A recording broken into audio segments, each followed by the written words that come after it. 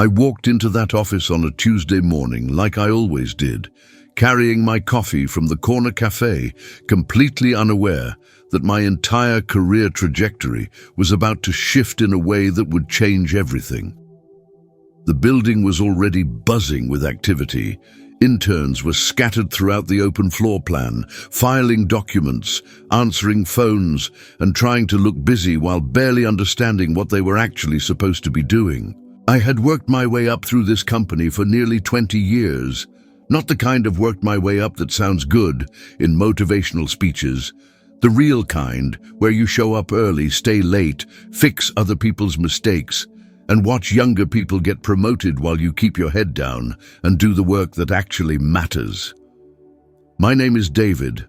I'm 52 years old, and I've spent 2 decades at this company building something that should have been recognized long ago. I started as an analyst, moved into management, and eventually became the operations director. I knew this company inside and out. I knew which departments were hemorrhaging money, which teams were actually productive, and which managers were just coasting on reputation. I knew the real financial pulse of this place. What I didn't know was that my world was about to be turned upside down by someone who had been handed everything. Marcus arrived that morning like he owned the place. Actually, scratch that. He acted like he already knew he would own it eventually. He was the CEO's godson, fresh out of business school with a brand new MBA and an unbearable sense of entitlement that preceded him like a bad smell. He was 28 years old, had never actually worked a real day in his life, and somehow had been given a management position that he absolutely did not deserve. I had heard the rumors for weeks. The CEO, Richard, had apparently decided that Marcus needed to be integrated into the company structure and given some real-world experience. What that really meant was nepotism with a business school veneer. I remember thinking on that morning that I would just keep my head down. I had learned over 2 decades that keeping your head down is how you survive in corporate America. You don't make waves. You don't challenge the golden children. You just do your job and wait for the recognition that deep down you know will probably never come. That was my philosophy. That had always been my philosophy, and it had kept me employed and relatively stable, even if it had also kept me invisible. The morning started normally enough. I was in the analytics section, reviewing quarterly reports with my team, when Marcus appeared. He was tall, wore expensive clothes that screamed new money, and had the kind of confidence that only comes from never having faced real consequences. He walked straight to my desk without knocking, without asking, and without any hint of respect for the fact that I was actively working with someone else. "David," he said, his voice carrying that particular tone that people use when they're about to say something they've been rehearsing in their head. "We need to talk about your role here." I looked up from my computer, already feeling something tighten in my chest. In 20 years, I had learned to recognize when bad news was coming. The tone, the posture, the way his eyes wouldn't quite meet mine, these were all warning signs. "Sure," I said, keeping my voice even. "Want to step into a conference room?" "No," he said. And that's when I realized what was about to happen. "I want to do this right here. I want everyone to understand the new organizational structure." He turned around, and I watched as he began walking toward the center of the open floor plan, expecting me to follow. Behind him, I could see heads popping up over cubicles. The interns stopped what they were doing. Everyone sensed that something was about to happen, that kind of predatory awareness that people have for public humiliation. I stood up and followed him, though every instinct in my body was screaming at me to turn around and walk out. But I didn't. I never did. That was the problem with me. I always did what I was supposed to do. Marcus stood in the middle of the floor, and he called out my name. Everyone was watching now. The interns had their phones down. The administrative staff had turned their chairs around. This was the main event of their Tuesday, and they didn't want to miss a single second of it. "David has been with us for a long time," Marcus announced, and his voice had taken on this performative quality, like he was addressing a boardroom instead of a handful of junior employees. But I think it's time we restructured his position. Going forward, David is going to be reporting directly to me. I'm taking over his portfolio, his accounts, his strategic initiatives, everything. He's being demoted, effective immediately. He'll be working in a support capacity, handling administrative tasks and data entry. The silence that followed was the kind of silence that makes your ears ring.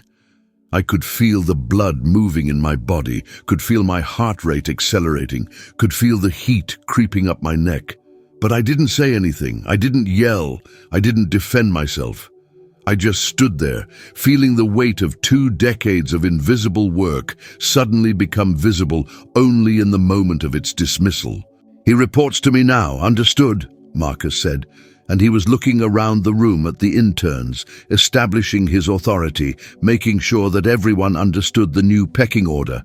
Everyone clear on that?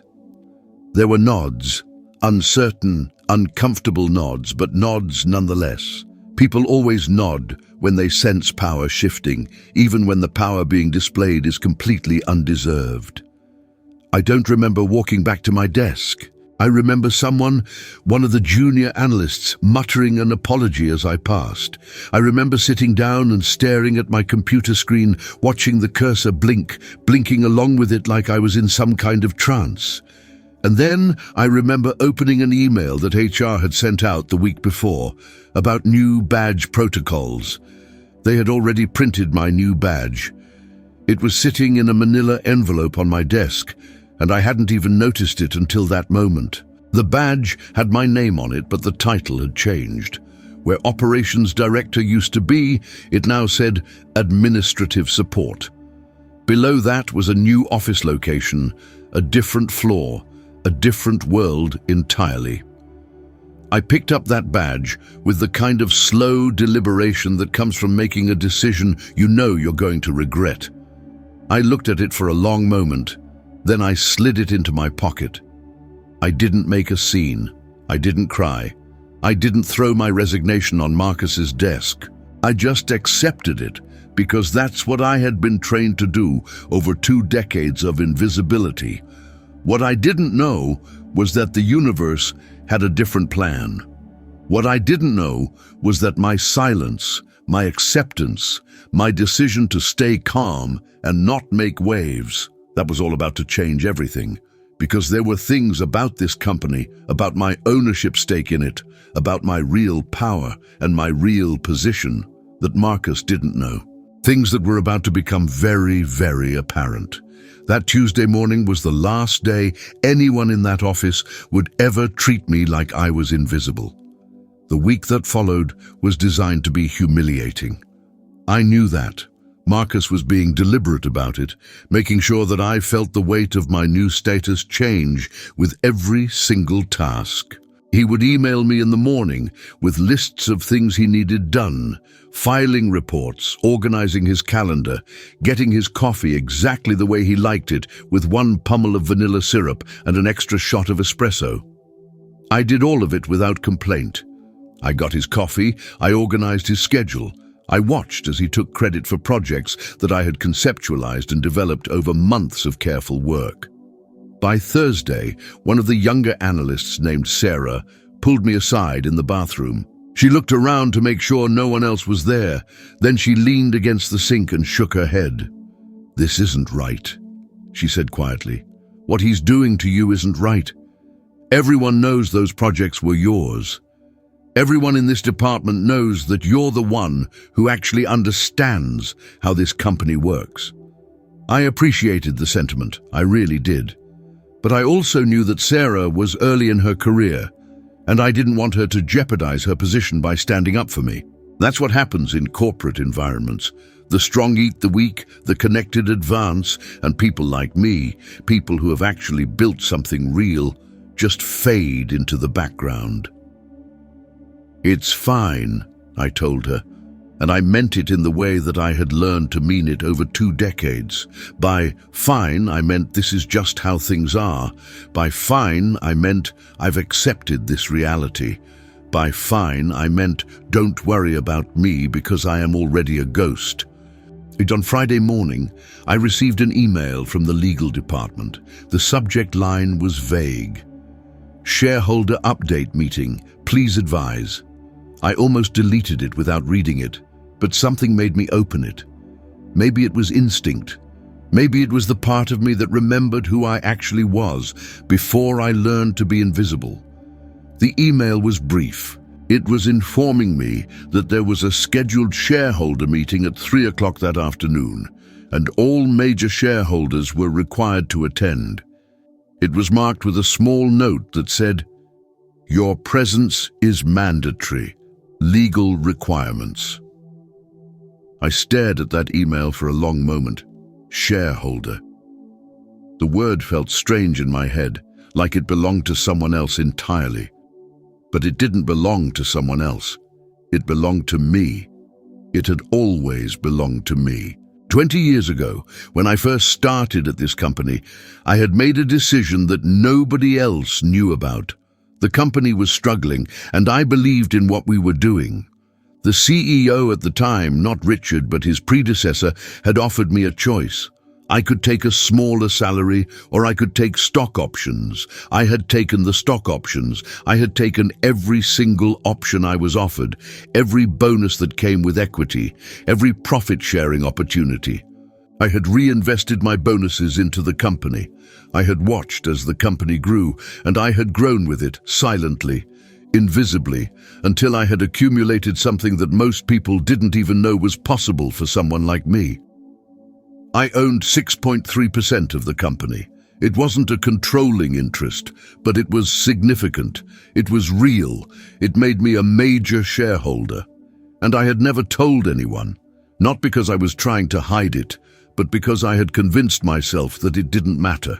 That I was still just David, the guy who showed up on time and did his job and tried not to make waves. The 3 o'clock meeting was held in the executive conference room on the top floor. I walked in at 2:58, and I could see Richard sitting at the head of the table, along with a handful of other executives and shareholders that I recognized from the financial reports I had spent years analyzing. Richard looked up when I walked in, and there was a moment, just a second, where something shifted in his expression. "David," he said, and there was something different in his voice, something that sounded like recognition. "Good of you to make it." I nodded and took a seat near the middle of the table. Across from me was Marcus, who had apparently been invited to observe. He looked confused by my presence, like he couldn't quite figure out why the administrative support person was in the shareholder meeting. The meeting lasted 45 minutes. We discussed quarterly projections, market expansions, and strategic initiatives. And then, at the very end, Richard cleared his throat and made an announcement. "Before we conclude," he said, "I want to address something that has come to my attention. There's been some internal reorganization this week that was brought to my attention by several concerned employees. I've reviewed the circumstances, and I believe we need to make an immediate correction." Marcus suddenly looked very uncomfortable. He shifted in his chair, and I could see him trying to figure out what Richard was about to say.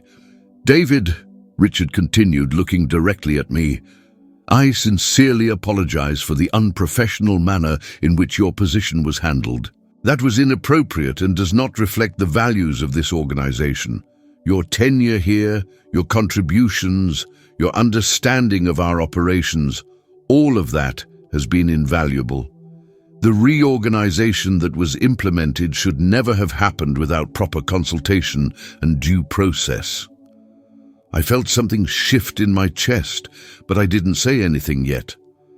I was waiting for the other shoe to drop.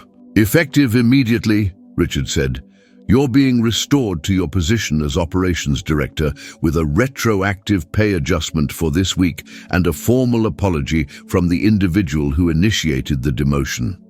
Additionally, I'm recommending to the board that we implement a mentorship program where you would oversee the integration of new management candidates into our organization."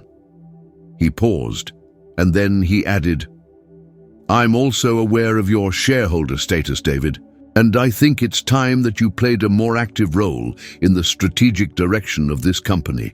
We could use someone on the executive council who actually understands our operations from the ground level." The room had gone very quiet. I could see Marcus's face turning red, could see him finally understanding that he had made a terrible mistake. He had humiliated someone without knowing who he was actually dealing with. And now he was about to learn what happens when you disrespect someone in a position of real power.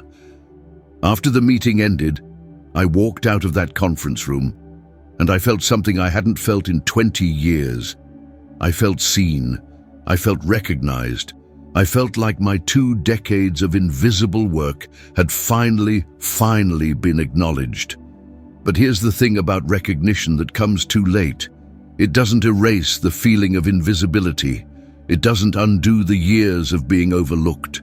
It doesn't make you forget what it feels like to be treated like you don't matter. And as I walked past Marcus in the hallway, as I watched him realize the full scope of what he had done, I understood something fundamental. The power had always been mine. I had just forgotten how to use it. The days that followed the shareholder meeting were strange. I was restored to my position, given the apology, received the pay adjustment, and officially joined the executive council. On paper, everything had changed. In reality, I had to navigate a much more complicated landscape, one where people suddenly knew who I was, suddenly understood my value, and suddenly wanted to be my friend. It's interesting how quickly loyalty shifts when people realize you have real power. Colleagues who had ignored me for years suddenly started inviting me to lunch. Managers who had dismissed my suggestions in meetings started seeking my counsel.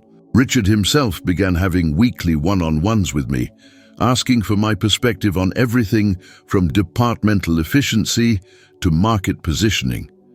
It was validating in a way I hadn't expected, but it was also exhausting. What I hadn't anticipated was how much I would have to reckon with my own complicity in my invisibility, because here's the truth that nobody wants to admit. I had made myself small. I had accepted dismissal. I had taken a demotion without a fight. I had watched my work be stolen and had done nothing. Not because I lacked the power to fight back, but because I had spent so long convinced that fighting back was futile, that it wasn't worth the energy, that it was better to just accept things and move forward. Marcus, predictably, tried to make himself scarce. He transferred to a different department within a week, requesting a position that would keep him far away from me and from the main operations. I didn't stop him. I didn't need to. The lesson had already been learned by everyone who mattered, but what I did need to do was figure out who I actually wanted to be now that I couldn't hide anymore. The Executive Council met every Monday morning, and on my 3rd meeting as an official member, I brought up something that had been bothering me for years. The company had a significant diversity problem. We had talent in our lower levels. People like Sarah, the analyst who had tried to support me in the bathroom, who were being overlooked because they didn't have the right connections, the right pedigree, or the right willingness to play the political games that seemed to be required for advancement. "We're losing institutional knowledge," I said during that meeting, looking directly at Richard. "We're promoting people based on credentials and connections instead of actual competency. And we're systematically overlooking people who understand this company better than anyone else because they don't look like or sound like the people who've always been in power." The room went quiet. This was not the kind of thing that people usually said in executive council meetings. This was the kind of thing that made people uncomfortable, that suggested systemic problems, that implied that the people currently in power might have benefited from unfair advantages. Richard leaned back in his chair and studied me for a moment. "You have a proposal?" he asked. I did. I had thought about this for a long time, even before I had revealed who I actually was. I had spent 2 decades watching talent get wasted, and I had spent the last few days thinking about what I could actually do about it, now that I had a seat at the table. I want to implement a merit-based advancement program, I said. No exceptions, no favoritism. People get evaluated on actual performance, on their understanding of their department, on their strategic thinking, and I want to personally oversee it. If this company is going to grow in the way Richard is envisioning, we need to make sure we're promoting the right people for the right reasons. The CFO looked skeptical. The head of human resources looked nervous. But Richard nodded slowly. "Do it," he said. "And David, I want you to lead the restructuring of our entire advancement protocol. This has been a blind spot for too long." I had expected this kind of response, honestly. I had expected that once I revealed my power, people would want to use it, would want me to be the person who fixed all the problems I had been quietly aware of for years. And I was prepared to do that, but I was also aware that being the person who fixes problems comes with its own cost. 2 weeks into the new advancement program, I was meeting with Sarah about a promotion to junior management. She was bright, competent, and had proven herself capable of handling significant responsibility. She was also young enough that she had her whole career ahead of her, which made this decision feel important in a way that my own advancement didn't. "I don't understand," she said, sitting across from me in my newly renovated office on the executive floor. "Why are you doing this? You got promoted. You got your vindication. Why risk making enemies by restructuring the entire system?" "Because," I said carefully, "I spent 20 years being invisible to people who had the power to see me, and I spent all that time telling myself it was fine, it was normal, it was just how things worked. But it wasn't fine, and I don't want to be the person who climbs out of that pit and then pulls the ladder up behind me." Sarah was quiet for a moment, and then she said something that stuck with me.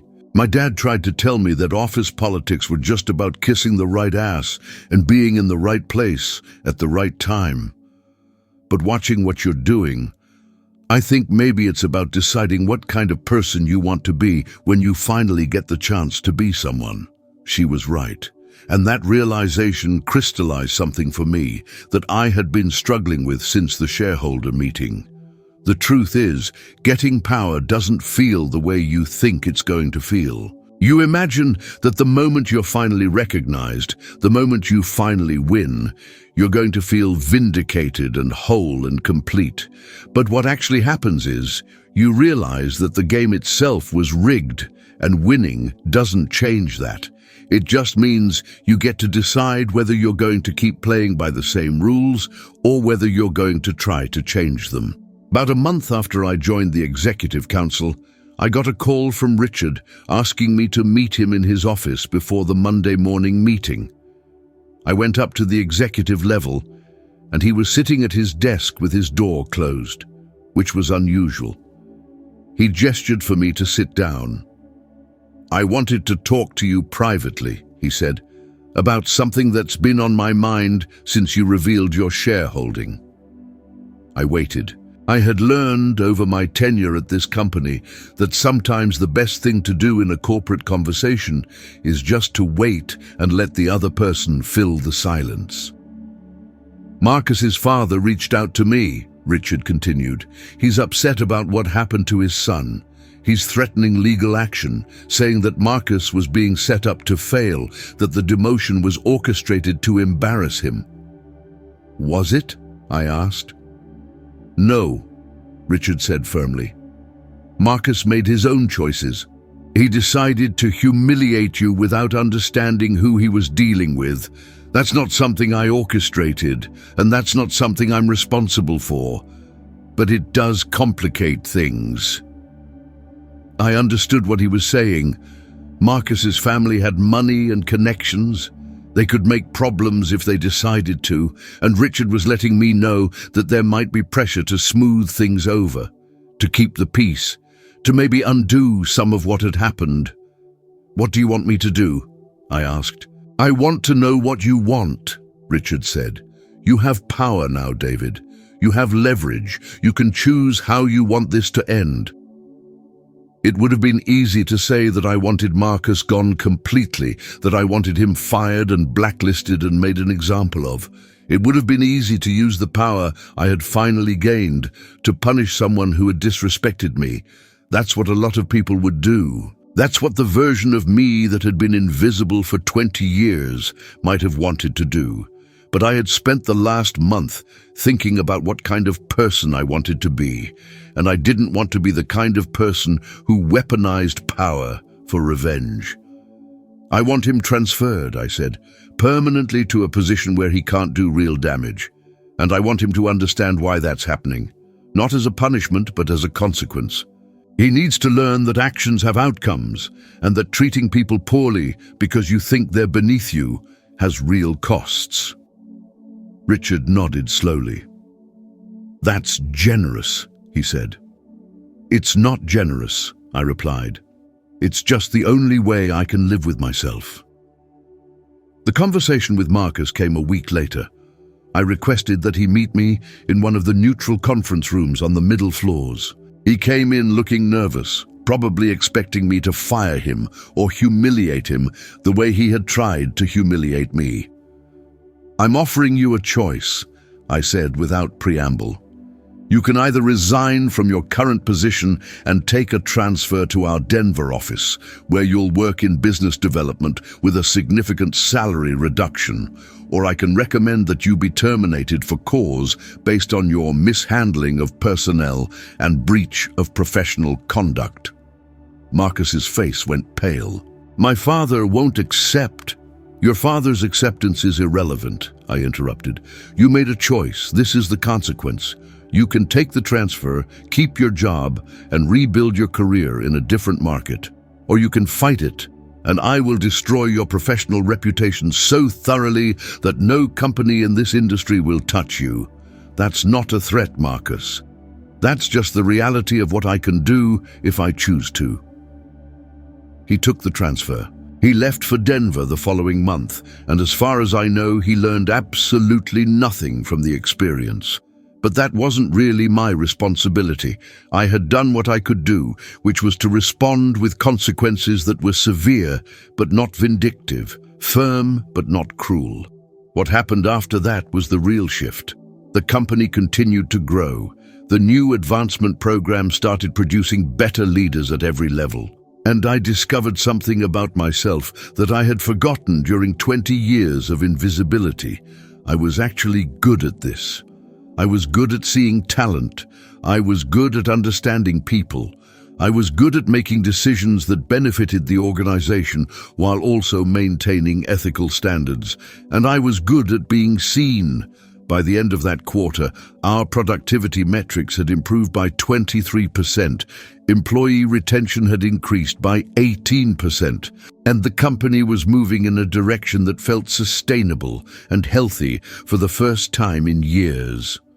Richard credited me publicly at the annual shareholder meeting with implementing the strategic changes that had catalyzed this growth.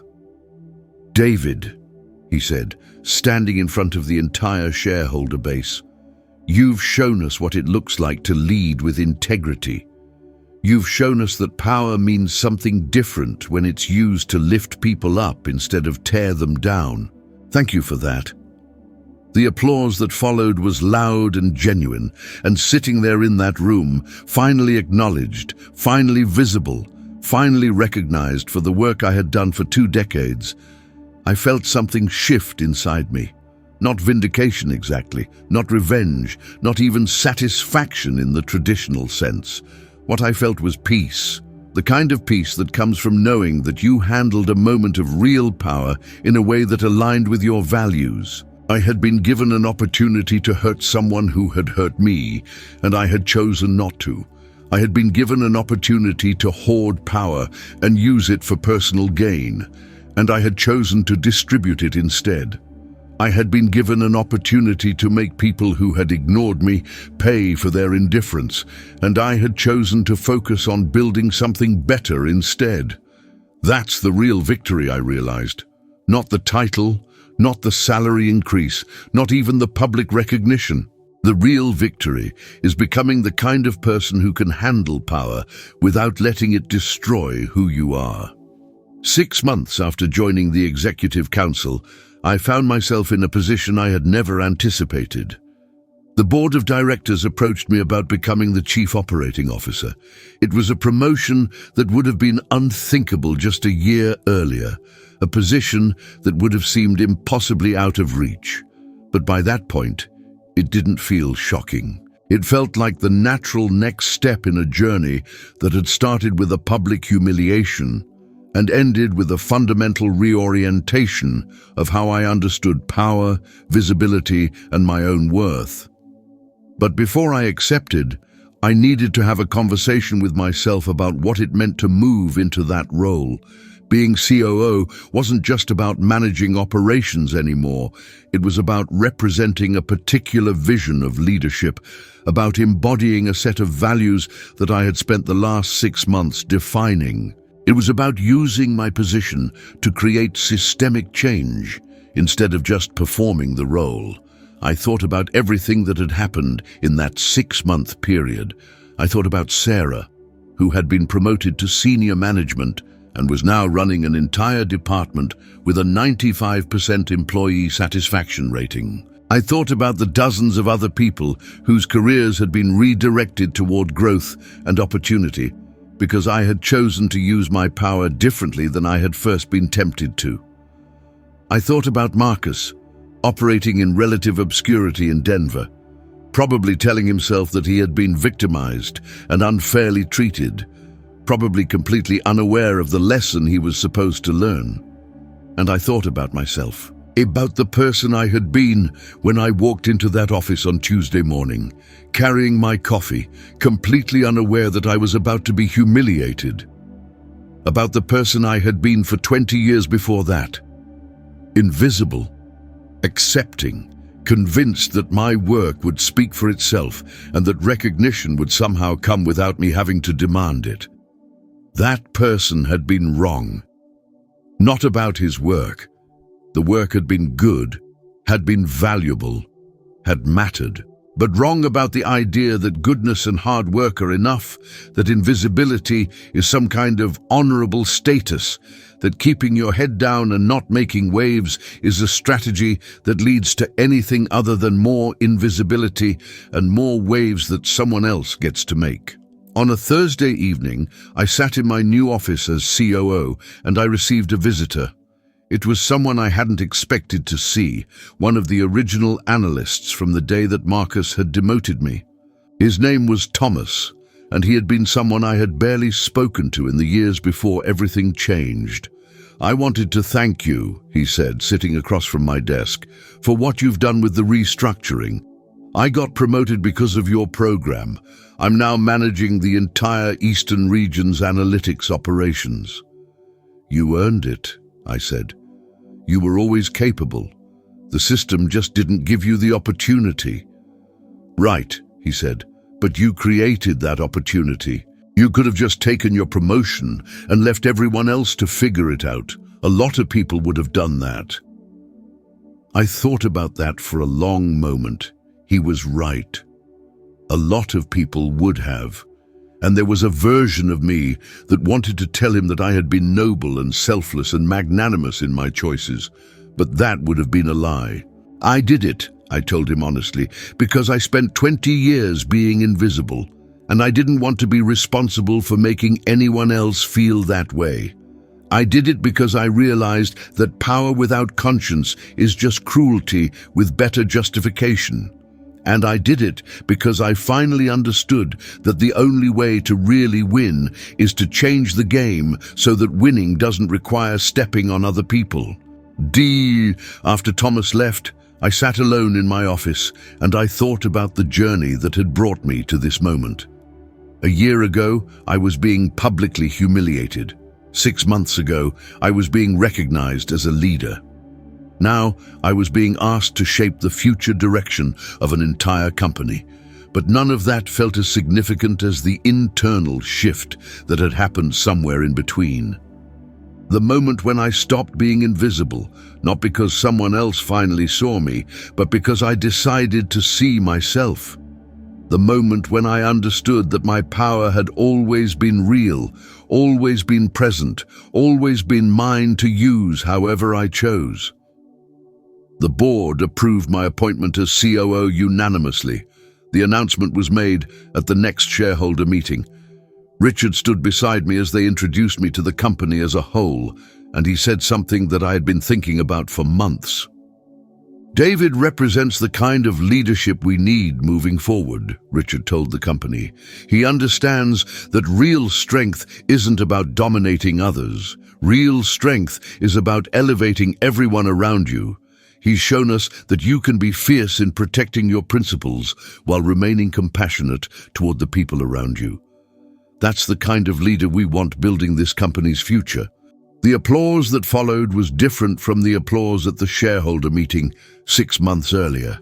It felt less like recognition of a vindication and more like affirmation of a direction. People were clapping not just because I had been wronged and then elevated, but because they believed in what I represented. In my first month as COO, I implemented 3 major initiatives. The first was a complete overhaul of our advancement criteria to ensure that promotion was never based on nepotism, connections, or political maneuvering. The second was the creation of a mentorship program specifically designed to identify talented people in lower levels of the organization and prepare them for senior roles. The third was a comprehensive audit of pay equity across the company to ensure that people were being compensated fairly regardless of their background or how they had gotten their position. All 3 initiatives faced resistance. There were people at the company who benefited from the old system, who had gotten their positions because of who they knew rather than what they could do, who saw my changes as a threat to their status. But I had learned something important in my journey, from invisible to powerful. Resistance from people who benefited from unfair systems is not actually a sign that you're wrong. It's usually a sign that you're threatening their privilege, which means you're probably on the right track. By the end of my first year as COO, the company had grown by 34%. Our stock price had increased by 47%. And we had been named one of the best companies to work for in our industry for the first time in company history. But more importantly, we had created a culture where talent was valued, where opportunity was distributed based on merit, and where people didn't have to be invisible to be safe. I had a conversation with Richard near the end of that first year. He was talking about potentially stepping down as CEO and asking whether I would be interested in taking on that role in the future.